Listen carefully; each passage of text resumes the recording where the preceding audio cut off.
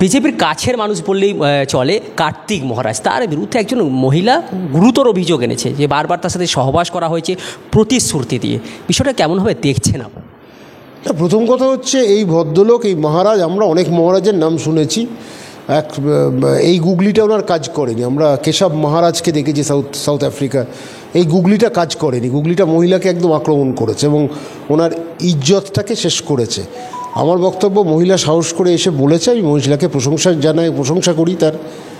কিন্তু একই সাথে কার্তিক মহারাজ হচ্ছে ভারত সেবাশ্রম, যার প্রতি আমাদের কিন্তু সবার একটা শ্রদ্ধা আছে, ভালোবাসা আছে। তাকে আমরা, তাদের অবদানকে উপেক্ষা কেউ করতে পারে না। যখনই কোনো কেউ বিপদে পড়েছে, বন্যা থেকে শুরু করে বিভিন্ন অসুবিধায় বা ভূমিকম্পে, তখন কিন্তু ভারত সেবাশ্রম এই পৌঁছে গেছে। ভারত সেবাশ্রমের একজন সদস্য হচ্ছেন কার্তিক মহারাজ। তো উনি ভারত সেবাশ্রমের কাজ করছেন না ওই বিজেপির কাজ করছেন, এটা ওনাকে ঠিক করে নিতে হবে। ওনাকে পরিষ্কার করে ওনার অবস্থানটা জানানো দরকার যে আমি রাজনীতি করলে রাজনীতি করি, ভারত সেবাশ্রমটা আমি ছেড়ে দিই। বা ভারত সেবাশ্রমকে একটা অবস্থান নিতে হবে যে এই লোকটাকে আমি কী করতে রেখেছি, এই লোকটা আমার কি দায়িত্ব পালন করছে আর কি বার্তাটা দিচ্ছে। কারণ উনি বদনাম হলে ভারত সেবাশ্রমও কিন্তু মানে একটা বদনাম কুড়োবে।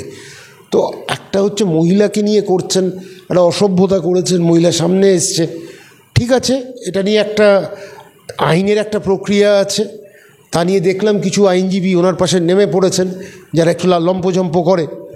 তার মধ্যে এক আইনজীবী আবার হাসপাতালেও লম্পজম্প করে, ডাক্তারদেরকেও চমকায়। তো যখন যদি এটা হয়ে থাকে, আইনি যদি একটা প্রক্রিয়া থাকে এবং সে যদি সত্যি দোষী সাব্যস্ত হয়, তার বিচার হোক না। সে যদি দোষ করে থাকে, বিচারটা হোক। একটা বিচারের একটা প্রক্রিয়া আছে বিভিন্নভাবে। তা এই ভদ্রমহিলা সামনে এসছে, তাকে কীভাবে অত্যাচার মানসিক শারীরিক করা হয়েছে তা নিয়ে তিনি বলেছেন। কিন্তু একটা মহারাজের কাছ থেকে এটা তো আশা করা যায় না। তিনি একটা হিন্দু ধর্মের ধ্বজা উনি দাবি করছেন, ওনাকে দায়িত্ব কেউ দেয়নি। তবুও ঠিক আছে, মানলাম একজন সাধুকে গিয়ে যদি একজন মহিলার কাছে চলে যেতে হয়, তাহলে তো অত্যন্ত দুঃখের বিষয়। মানে ব্যাপারটা হচ্ছে যে এই জায়গাটা তো নয় একটা সাধু গিয়ে মানে ফুলফিলিং হিজ কার্নাল প্লেজার্স, এটা তো কখনো হয় না। তো এই ডায়াবলিক্যাল অ্যাকশানগুলো ভীষণভাবে বিরক্তিকর, এটা অসভ্যতামি, এটা অশালীনতা। এই জায়গাটা অযোগ্য লোক যদি বসে থাকে, সে এইগুলি করবে। বলছি যে এবার তৃণমূল কংগ্রেস মানে শাসক দল এই তারা বিরোধিতা করে বলেই তাকে আবার ফাঁসানো হচ্ছে হয়তো। সে তো এতদিন পরে ঘটনা ঘটেছে, তখন তো আর ক্যামেরা ছিল না। ক্যামেরা থাকলে আজকে হয়ে যেত, কিন্তু তখন তো এসব ছিল না। তো আজকে যে ঘটনা ঘটেছে স্পষ্ট, সে অন্যায় যদি করে থাকে তার বিচার হোক। সে যদি বিচার প্রক্রিয়ার মধ্যে তাকে দেখা যায় সে জ্যোতি সাব্যস্ত, তাকে শাস্তি হোক। আমার বক্তব্য, তৃণমূল করুক, অন্য দল করুক, XYZ করুক, উনি তো দোষ করেছেন। আদপে কথাটা কি, উনি দোষ করেছেন। উনি যদি দোষ করে থাকেন, ওনার শাস্তি পাওয়া উচিত। এইটাই পরিচয়, একটা মহিলার ইজ্জত নষ্ট করেছেন তারা। এবার বিজেপি, যেমন আমরা যদি কসবা কাণ্ডে দেখি, কসবা কাণ্ডে সেই বিজেপি বিচার চাইছে ধর্ষণের, কিন্তু সেই কাণ্ডে তারা একদম তাকে অভিযুক্ত মানতেই চাইছে না। দোষী তো পরের কথা, যে অভিযুক্ত এটাই মানতে চাইছে। সেটা তো বোকামো, এই কথাগুলো তো মানানো যায় না। কসবা কাণ্ডে যা হয়েছে, ম্যাঙ্গো হোক, অ্যাপেল হোক, অরেঞ্জ হোক, গুয়াভা হোক, যে করে থাকুক, আমার বক্তব্য হচ্ছে সেটা অত্যন্ত মানে হানিকারক একটা সমাজের পক্ষে। আর এই হানিকারক বস্তুগুলোকে একেবারে জেলের মধ্যে পুরে রাখা হোক। এদের বাইরে বেরোলেই কিন্তু এরা বিপদ হয়ে যাবে। আমি কিন্তু পরিষ্কার যে তার সাথে যদি কার্তিক মহারাজ, সে তো দূরে না, সেও তো নট ফার বিহাইন্ড, সেও একই কাজ করে গেছে। তো ঘটনাটা হচ্ছে দুটোকেই একভাবে দেখতে হবে।